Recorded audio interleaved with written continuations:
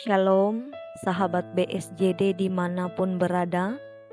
Saya Pikaris Weneel yang bertugas di Resort GKE Tumbang Manggu. Pada saat ini akan membawa kita bersama belajar firman Tuhan yang terdapat dalam Bilangan pasal yang ke-24 ayat pertama hingga ayatnya yang ke-14. Sebelum kita merenungkan kebenaran firman Tuhan, mari kita berdoa. Ya Tuhan firman yang hidup, pada saat ini kami hendak membaca dan merenungkan kebenaran firman-Mu. Berkenan Tuhan untuk mengurapi setiap orang yang mendengar firman-Mu ini dan hamba Tuhan yang menyampaikannya, sehingga kami semua dapat mengerti dan memahami apa yang Tuhan kehendaki. Dalam nama Tuhan Yesus kami memohon. Amin. Sahabat BSJD yang dikasihi Tuhan, firman Tuhan yang bersama-sama kita renungkan terdapat dalam kitab Perjanjian Lama, Bilangan pasal yang ke-24, ayat pertama hingga ayatnya yang ke-14. Pada saat ini saya hanya bacakan ayat yang pertama dan yang kedua. Ketika dilihat Bileam bahwa baik di mata Tuhan untuk memberkati Israel, ia tidak mencarikan pertanda lagi seperti yang sudah-sudah, tetapi ia menghadapkan mukanya ke arah padang gurun. Ketika Bileam memandang ke depan dan melihat orang Israel berkemah menurut suku mereka, maka roh Allah menghinggapi dia. Amin. Sahabat BSJD yang dikasihi oleh Tuhan, bangsa Israel pada zaman Musa saat dalam perjalanannya dari Mesir menuju tanah Kanaan, ketika mereka tiba di tanah Moab, untuk sementara waktu mereka pun beristirahat. Bahkan mereka berkemah di situ. Terlihat dalam Bilangan pasal yang ke-22. Tetapi keberadaan mereka ini membuat orang Moab ini menjadi terganggu. Sahabat BSJD yang dikasihi oleh Tuhan, bangsa Moab ini memiliki raja bernama Balak. Seiring berjalannya waktu, Raja Moab dan seluruh orang Moab ini iri terhadap bangsa Israel, karena mereka menjadi bangsa yang kuat dan diberkati Tuhan. Orang Moab ini memiliki ketakutan jikalau bangsa Israel ini menjadi lebih kuat lalu menyerang bangsa mereka. Lalu dengan berpikir demikian, Raja Moab mengambil keputusan untuk menghancurkan bangsa Israel sebelum apa yang mereka pikirkan terjadi. Bangsa Moab ini tidak berani berperang karena mereka tidak memiliki kekuatan yang cukup dan memadai. Lalu mereka mengupah seorang tukang tenung untuk mengutuki, menyumpah atau menenung orang Israel. Nama tukang tenung tersebut ialah Bileam. Bileam ialah seorang tukang tenung untuk mengutuki, untuk mengeluarkan sumpah serapah. Karena Raja Moab tahu bahwa siapa yang diberkati oleh Bileam akan menerima berkat, dan siapa yang dikutuki akan menerima kutuk. Bilangan pasal yang ke-22 ayat yang ke-6. Oleh sebab itu Balak tergiur dan mencoba untuk menyuap Bileam untuk mengikuti apa yang dia inginkan, yaitu mengutuk bangsa Israel. Namun dalam rencananya, Balak mengalami kegagalan dalam upayanya untuk mengutuk bangsa Israel. Kegagalan yang pertama, Balak membawa Bileam ke bukit Baal dengan harapannya bahwa di bukit itu Bileam mengutuk umat Israel. Namun niat jahat tersebut tidak sesuai rencananya. Bukan kata-kata kutuk yang keluar dari mulut Bileam, melainkan kata berkat bagi umatnya. Kegagalan yang kedua, di puncak gunung Pisgah. Hal yang sama dilakukan oleh Bileam, namun Balak tetap bersikeras untuk melakukan rencana jahatnya.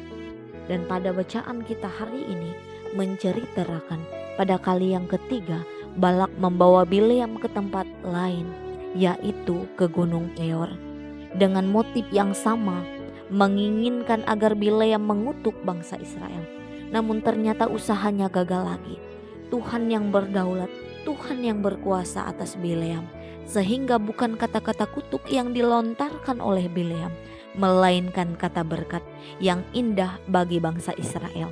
Dalam Bilangan pasal yang ke-24 ayat yang kedua hingga ayat yang ke-9. Bileam pun tidak mengindahkan perintah dari Balak. Ia mengindahkan keinginan Allah untuk tidak mengutuk bangsa Israel. Bangsa Israel pun terhindar dan terlepas dari kata-kata kutuk dari Bileam. Kemudian Raja Balak dan tua-tua kerajaan Moab marah atas apa yang dilakukan oleh Bileam, tidak sesuai dari apa yang mereka rancangkan.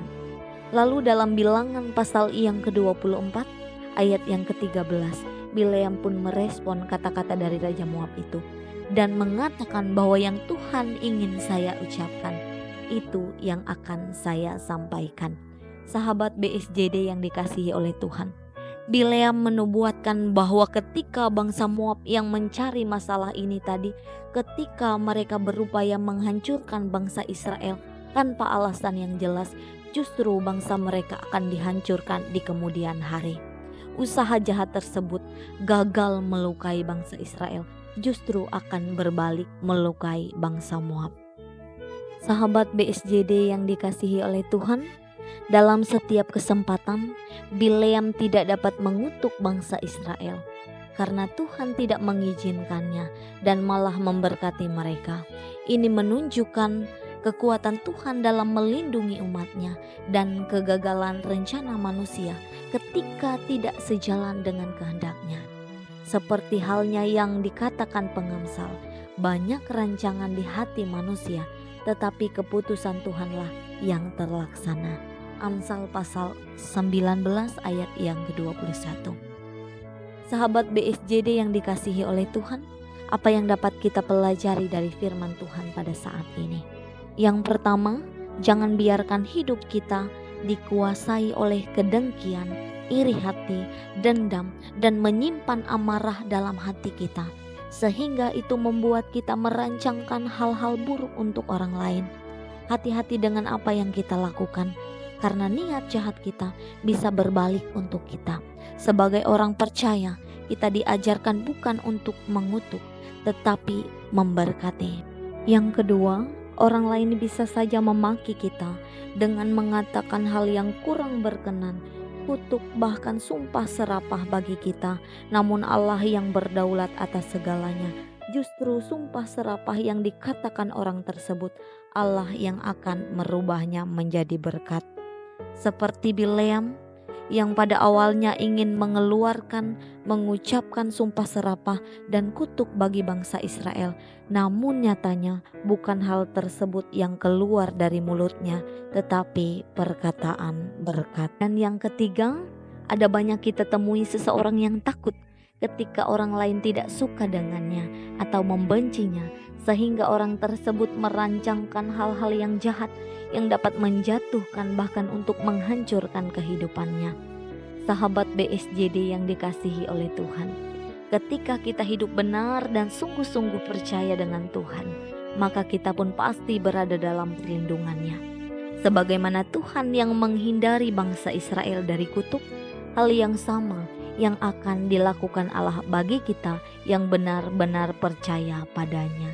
Tuhan Yesus memberkati kita melalui firman-Nya. Amin. Mari kita berdoa. Tuhan Yesus, kami yakin dan juga percaya bahwa kami adalah orang-orang yang beruntung karena kami telah mendengar kebenaran firman-Mu. Maka kami mohon Roh Kudus Tuhan yang bekerja dalam hati dan pikiran kami, agar kami dapat dimampukan untuk melakukan kebenaran firman-Mu dalam kehidupan kami hari tiap hari. Dalam nama Tuhan Yesus kami berdoa. Amin.